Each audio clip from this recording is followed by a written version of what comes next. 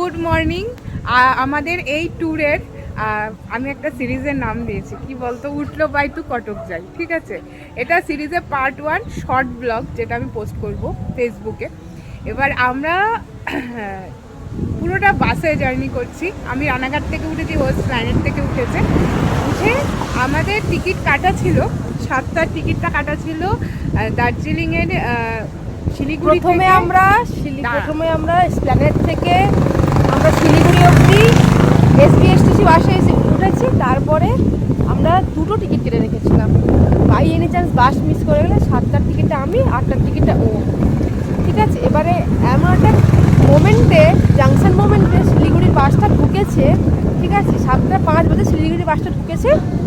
আর এখানে আমাদের এনবিএসটিসি বাসটা ছাড়ার সময় হয়ে গেছে এবং ফোন করছে। আমরা তো ভাবলাম বাস আর পাবো না। ঠিক আছে, কিন্তু একেই বলে বোধহয় ভাগ্য। মানে ওই বাস থেকে নেমে জিনিসপত্র ব্যাগে ঢোকায়নি, যা জিনিসপত্র বাইরে ছিল ওই সমেতে আমরা ছুটে ছুটে এই বাসে ওই থেকে বস্তি থেকে উঠে এসেছি, গায়ে চাদর দিয়ে বাসে রাতে ঘুমিয়েছি। এত গরম থেকে এসি বাসে উঠেছি, সেই মনে হচ্ছে এত ঠান্ডা। তারপর মানে যাই হোক, ওরকম ওয়েদার থেকে আপাতত আমরা রোহিণী পার করে একটা জায়গায় আমাদের হল দিয়েছে।